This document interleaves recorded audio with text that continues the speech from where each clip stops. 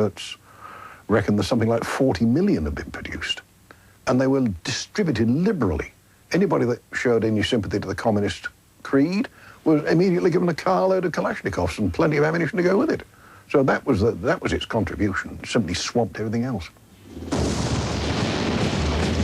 The United States first came up against the AK-47 in the early 1960s in Vietnam.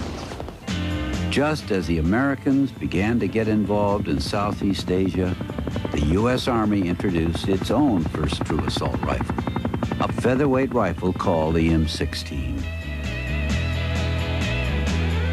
Designed by Eugene Stoner in the late 1950s and built by the Colt Firearms Company, the rifle took full advantage of the most modern alloys and plastics. But while the black rifle won the praise of engineers and designers, it had a difficult time winning the hearts of the infantrymen. Soldiers criticized the M16 as being too weak. They didn't like its puny 5.56 millimeter cartridge, a bullet that looked too small to do any damage. Army researchers worked hard to convince the soldiers of its hidden virtue. The fact is, a small bullet traveling very fast can do as much damage as a slow-moving heavy bullet. Smaller slugs tumble when they penetrate soft tissue and inflict larger wounds.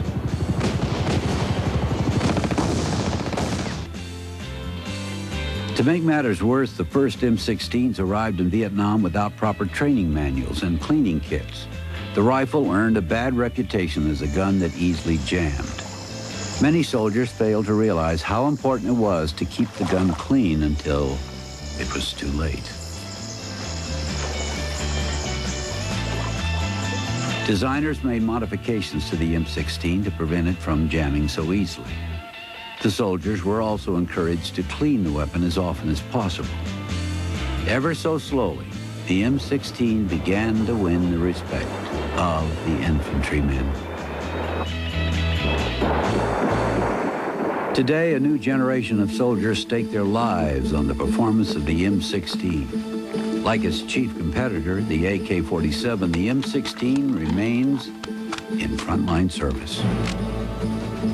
For nearly 30 years, gunsmiths have been unable to develop a gun that is substantially better than these battle-proven assault rifles.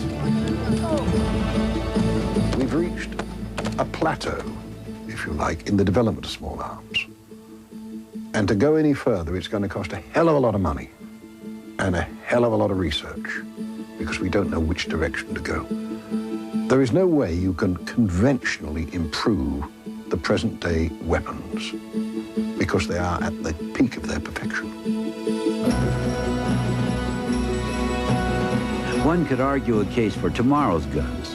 Designers are testing new guns equipped with laser sights and thermal scopes that can find their targets with ease and strike them more often.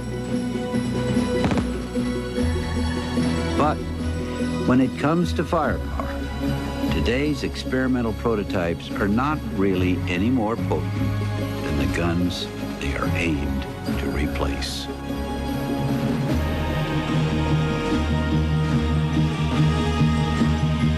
Since the first long arms appeared nearly 6 centuries ago, inventors have never given up their search for a better gun.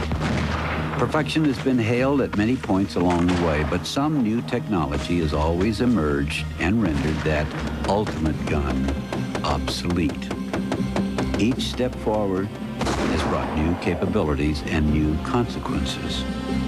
Advancements, it seems, cannot be ignored, for history painfully demonstrates that tradition can be costly when those in charge are reluctant to embrace new ideas.